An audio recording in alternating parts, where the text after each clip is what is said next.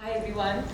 I hope you are having a less overwhelming day than me, and I really hope I make sense and be close, a little bit closer to what all the speakers before me have said.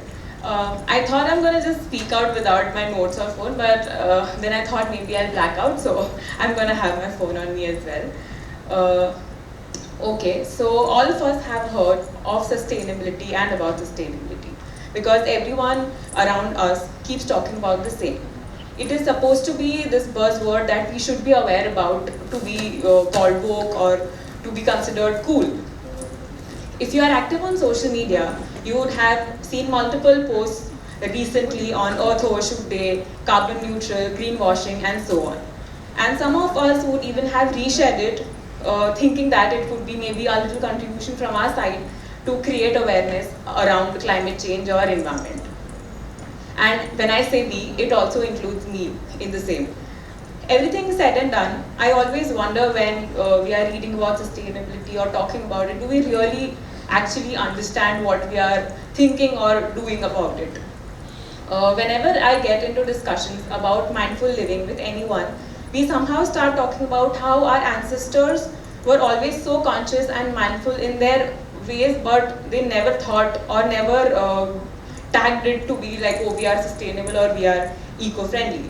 In the simple things like switch off the lights, don't waste your food, or promoting hand-me-downs from our siblings, it was all, they were all using the resources to its maximum capacity and efficiency. We don't even realize like how our lives have become so disposable nowadays. We throw away everything, we buy the cheapest of things, anything we consume, we use it for like a few minutes and immediately it goes in the landfills or our bins. And we are always in a constant hurry to be served quickly. The food has to be served quickly. Our cars have to be faster, and anything and everything it has to be like given to us on the click of a button. But have you ever observed people that live in the mountains or near the lakes or the forest whenever we are traveling?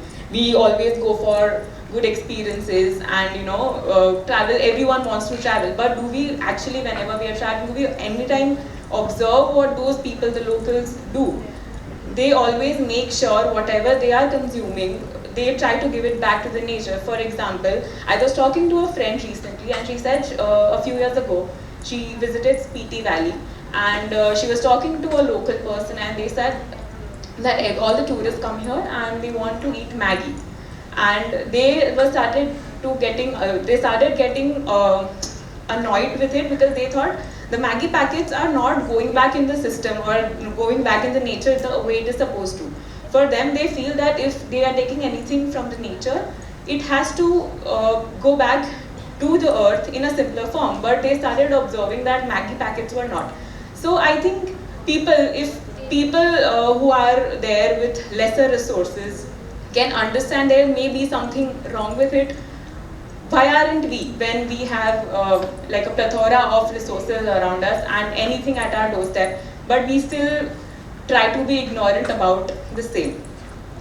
If you remember about the Chipko movement in the past, where the rural villagers with less number of resources tried their best and passionately saved the forest and were so adamant that it started a whole movement that has still inspired generations, that now when we talk about climate change, we think that it is said, and a lot of reports have been published, that trees are going to be our biggest weapons to fight climate change, and to plant a tree the best time is right now or yesterday.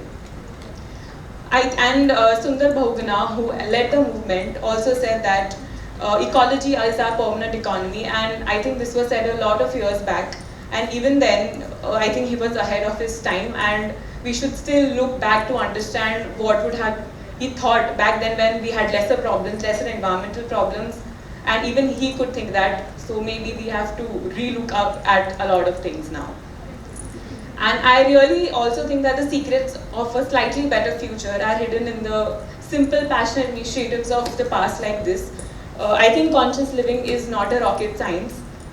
Yes, we need technology to understand our problems, like how, for example, we need space travel or we need satellites to understand the ever-changing climate change patterns of the earth. We need to study that as well. But at the same time, we have to start looking for answers in the past when food was simpler, people were happier, and the planet was the happiest. But how do we do that? We do that by building communities that tell stories, by building communities that show solutions by their actions. We have now bamboo toothbrushes to replace the ever-polluting plastic ones, but humans basically started with a normal datoon. I don't know what happened and how we moved away from it, but I think that was a simple thing that we should still be doing, but we are not. I was also somewhere once where a kid was asked, where do you think the water is coming from? And the kid said it was coming from a tap. And then someone asked him that, you know where milk comes from? So he said from a packet. I think that is one of the first signs that is showing us that we are failing as humans to basically show the future generations how to look at things and how to look at the source of our resources. Because I mean, how does a kid not know if water is coming from the nature or there's a water cycle, there's a hole involved in it? And just like today, how everyone has been talking about the past, it is also another sign that maybe we should start thinking about the real solutions by looking at the practices of the past and our ancestors. Like Anjali said too, that it's not just going to be one of us, but all of us together that is probably going to be able to change the future. But we also have to listen to each other, just like today, how we were here listening to each other patiently and maybe looking for solutions as well. So I guess that's what we need to keep on doing. Listen to each other's stories and listen to maybe even sit more with our grandparents and parents to understand how they lived their lives, which were very sustainable. But sometimes we think we know better than them and maybe shut them out. Even I do that to my parents. But I think from whatever I've read, from whatever I've tried to talk to people about finding solutions about our everyday waste problems or climate change, I've realized that everyone thinks that we need to start looking at the back, looking at the ancient practices, and probably that's how we are gonna bring about some solutions. So I think, yeah, please guys keep talking to each other, bringing out more stories and keep on sharing. So hopefully we'll be able to maybe crack the code to a better future. Thank you so much.